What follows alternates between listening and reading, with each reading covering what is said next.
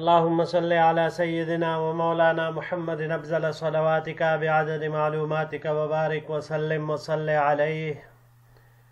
بسم اللہ الرحمن الرحیم.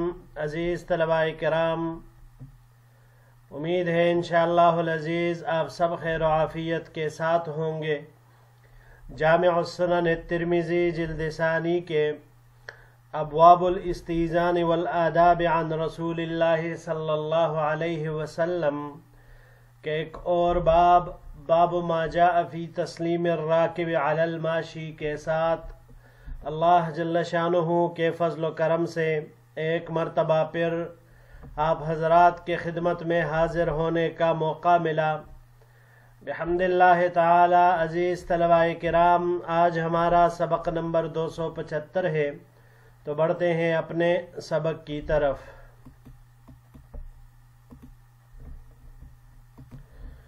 باب ما جاء فی تسلیم الراکب علی الماشی. یہ باب ہے اس بیان میں کہ سوار شخص پیدل چلنے والے کو سلام کرے.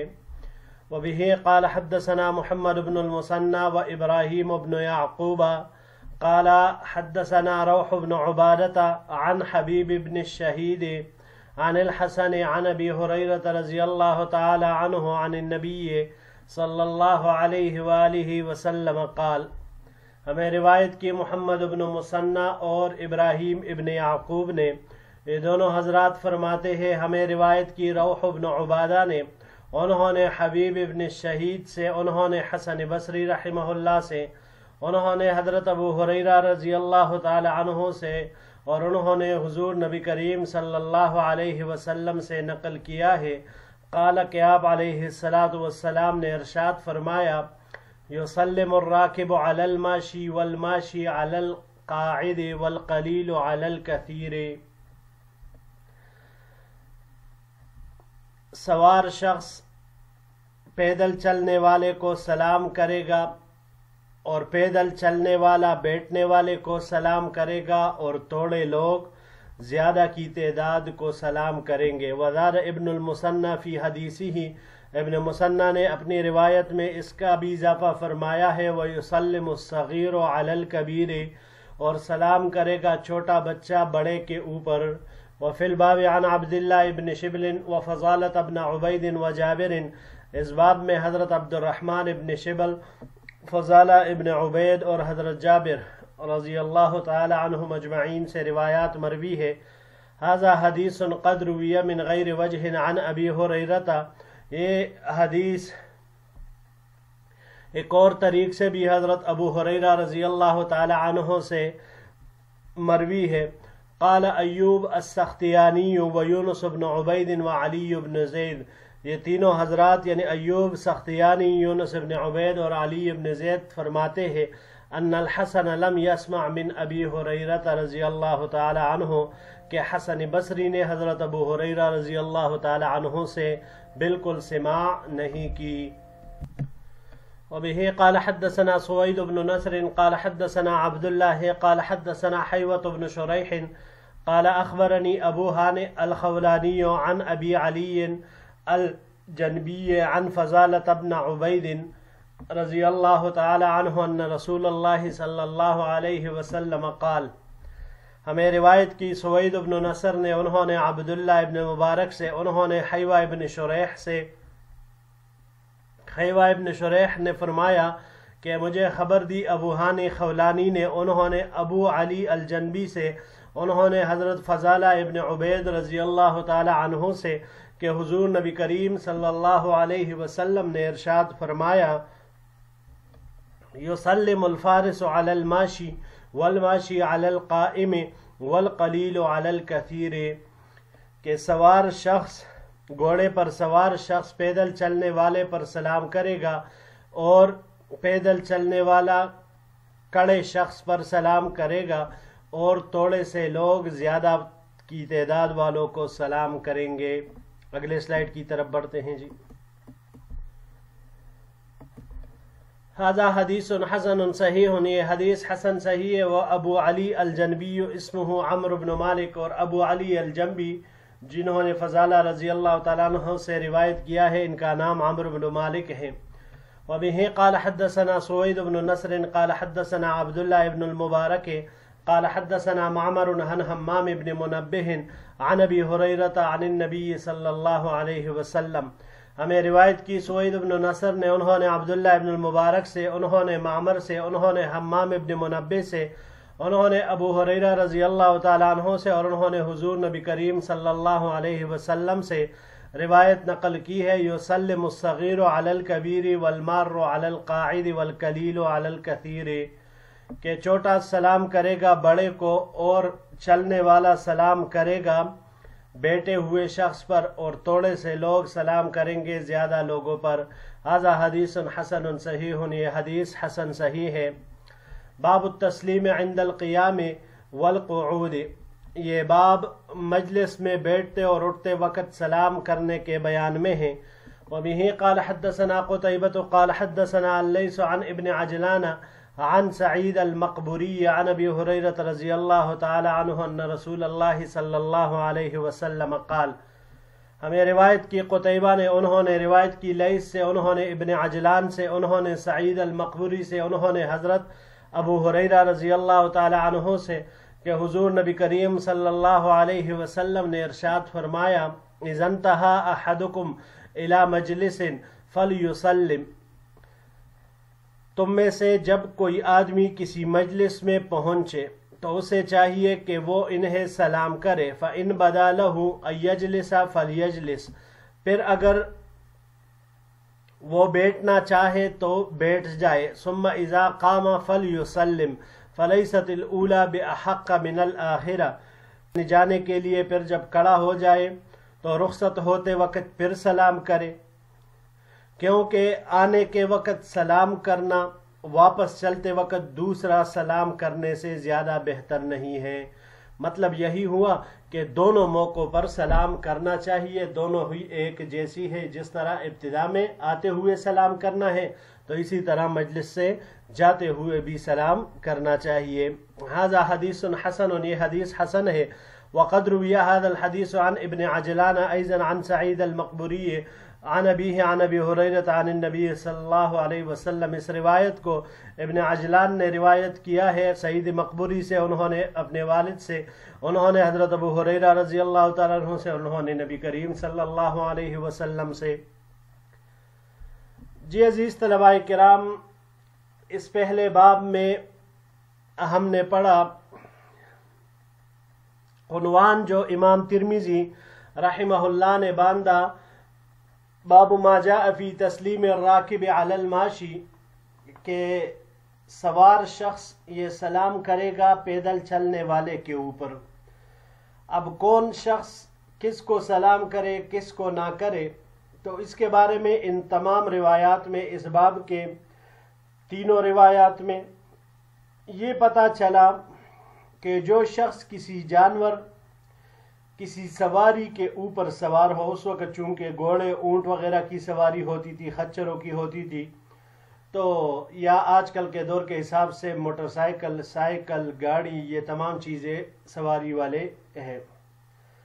तो जिस चीज़ पर भी कोई बंदा सवार हो तो प्यादा चलने वाले आदमी के ऊपर उसे सलाम करना होगा। उसे चाहिए, सवार शख्स को चाहिए कि वो पैदल चलने वाले के ऊपर सलाम करे। क्यों? वजह इसकी ये है ताकि इसके दिल में किसी किस्म की बड़ाई और तकब्बुर पैदा ना हो, बल्कि इसके बजाय उसके अंदर मज़ीद इनकिसारी पैदा हो, मज़ीद तवाज़ो आ जाए।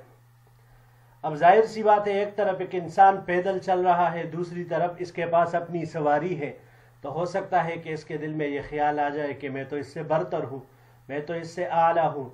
तो ये बात गलत है, इस वजह से इसको पहले सलाम करना चाहिए।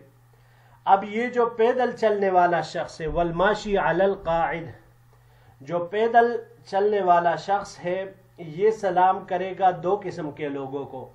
एक वो जो अपनी जगह पर खड़ा हो, जैसे कि ये दूसरी रिवायत में आप अलैहिस्सलाम ने इरशाद फरमाया वलमाशी अलल काइम, तो कायम वो भी अपनी जगह पर खड़ा है और काइद वो भी अपनी जगह पर बैठे हुए हैं।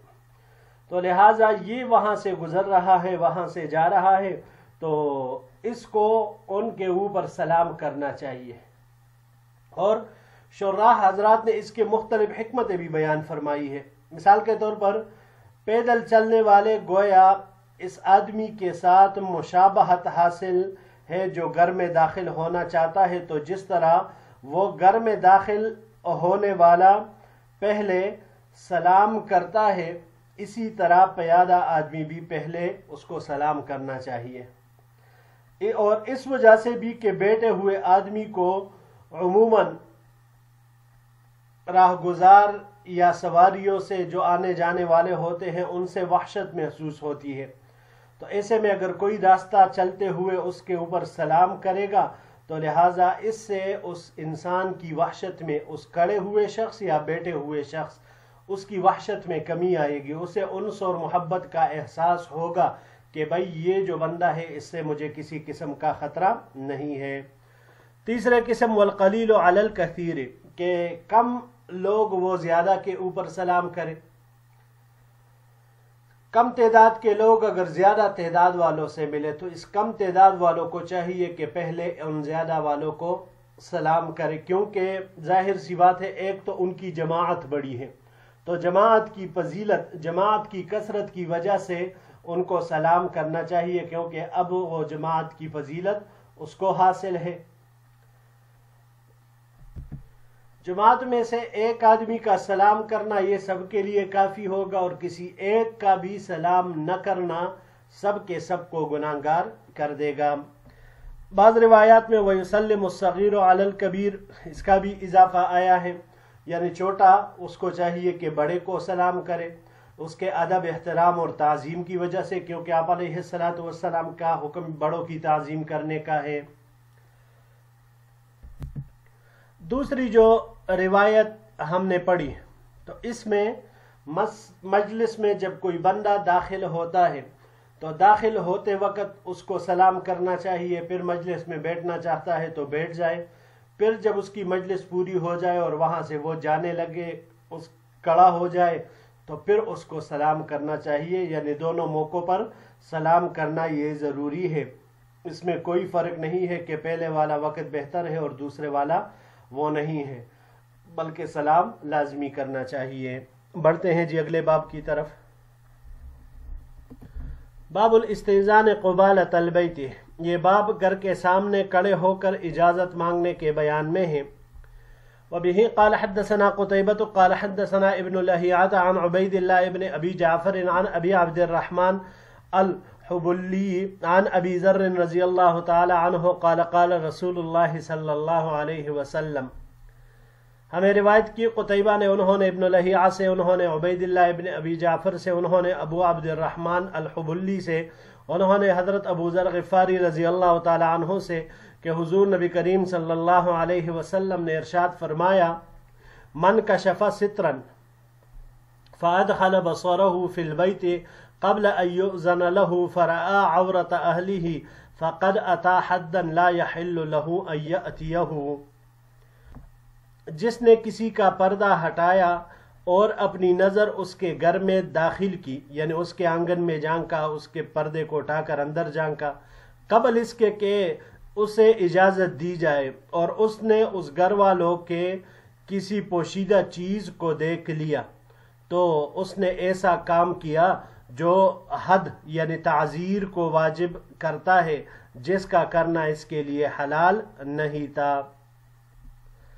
ولو انه حين ادخل بصره استقبله رجل ففقأ عينيه ما عيرت عليه، پھر جب اس نے اپنی نظر گھر میں داخل کی اور اس کے سامنے ایک شخص آیا جس نے اس کی دونوں آنکھیں پھوڑ ڈالی، تو میں اس پر کوئی عیب نہیں لگاؤں گا۔ یعنی آپ علیہ الصلوۃ والسلام یہ فرما رہے ہیں کہ میں اس کے فعل کو تبدیل نہیں کروں گا، اس نے بالکل ٹھیک کیا۔ وَإِن مَرَّ رَجُلٌ عَلَى بَابٍ لَا سِتْرَ لَهُ غَيْرَ مُغْلَقٍ فَنَظَرَ فَلَا خَطِيئَةَ عَلَيْهِ إِنَّمَا الْخَطِيئَةُ عَلَى أَهْلِ الْبَيْتِ، اور اگر کوئی شخص ایسے دروازے کے سامنے سے گزرا جس پر نہ تو کوئی پردہ تھا اور نہ ہی وہ بند تھا، ایسے میں اس نے گھر کے اندر دیکھا تو پھر اس میں اس کی کوئی غلطی نہیں بلکہ پوری کی پوری غلطی گھر والوں کی ہے۔ وفی الباب عن ابی ہریرہ و ابی امامہ، اس باب میں حضرت ابو ہریرہ اور ابو امامہ رضی اللہ تعالیٰ عنہما سے روایات مروی ہے۔ هذا حدیث غریب لا نعرفه مثل هذا الا من حدیث ابن ابی لہیعۃ و ابو عبد الرحمن الحبلی اسمہ عبداللہ ابن یزید۔ یہ حدیث غریب ہے، ہم اسے نہیں جانتے مگر صرف اس سے حدیث ابن ابو لہیعہ سے اور ابو عبد الرحمن الحبلی، ان کا نام عبداللہ ابن یزید ہے۔ جی عزیز طلباء کرام، انسان جب کسی کے گھر پر دستک دے، اجازت مانگنے کے لیے کھڑا ہو، تو بالکل گھر کے دروازے کے سامنے، گیٹ کے سامنے کھڑا نہیں ہونا چاہیے کہ اگر وہ آیا، اس نے گیٹ کھولا تو اس کی نظر سب سے پہلے اس کے گھر کے اندر جھانکے گی۔ تو یہ ہمارے معاشرت سے متعلق ایک ایسا امر اس روایت میں حضور نبی کریم صلی اللہ علیہ وسلم نے ارشاد فرمایا کہ جس میں اکثر لوگ غفلت کا شکار ہیں، بے احتیاطی کرتے ہیں۔ تو دروازہ کٹکھٹاتے ہوئے، دروازہ بالکل اگر گھنٹی دروازے کی وہ بالکل سامنے ہو تو اس کو بجا کر پھر ایک سائڈ پر ہو جانا چاہیے۔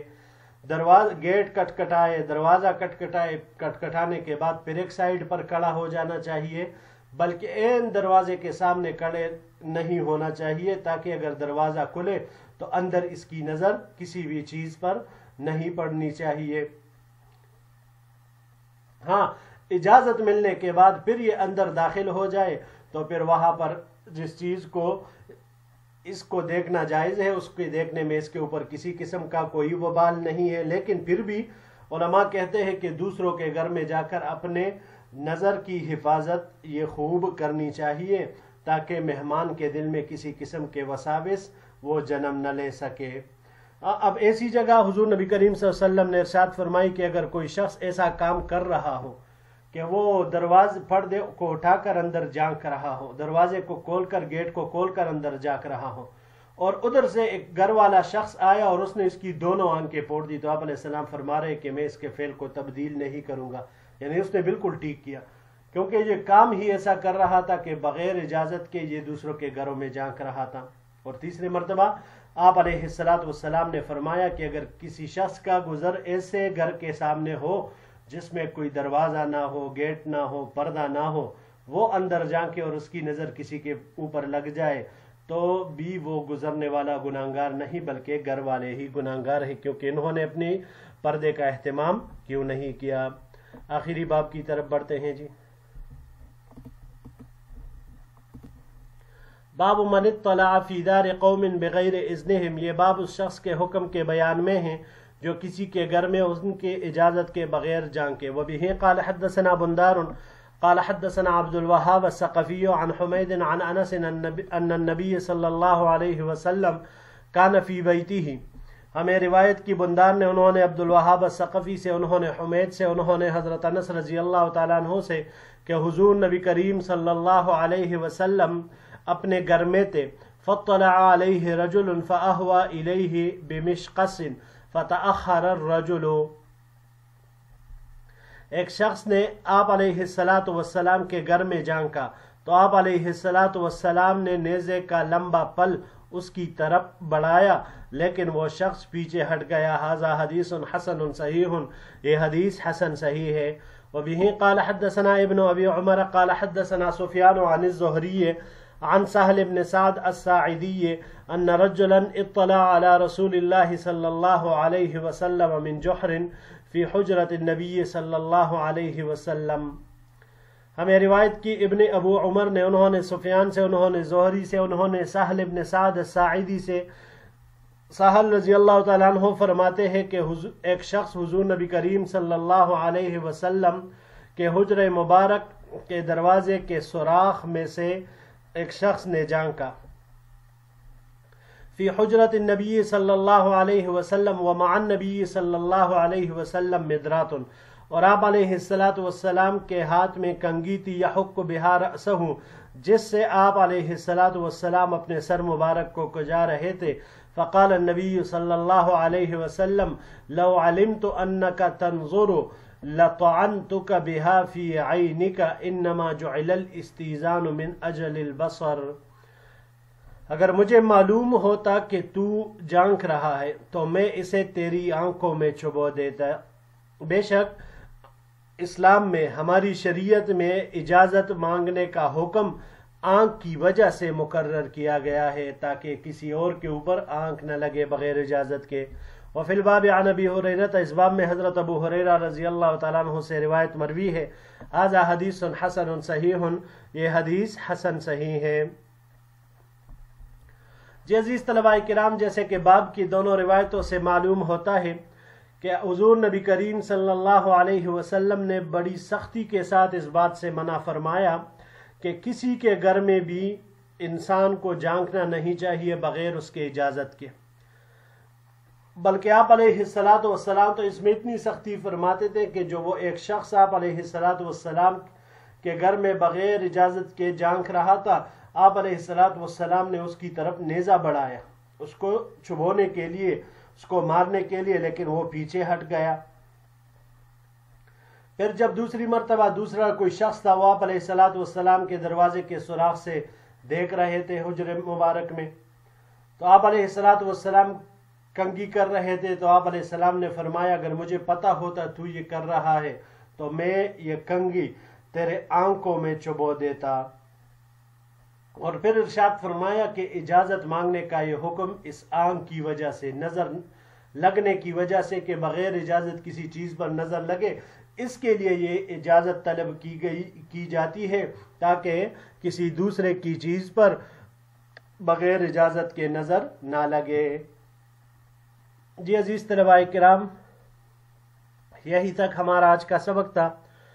انشاءاللہ العزیز زندگی رہی تو اگلے درس میں ایک نئے باب کے ساتھ پھر آپ کی خدمت میں حاضر ہوں گے۔ السلام علیکم ورحمۃ اللہ وبرکاتہ۔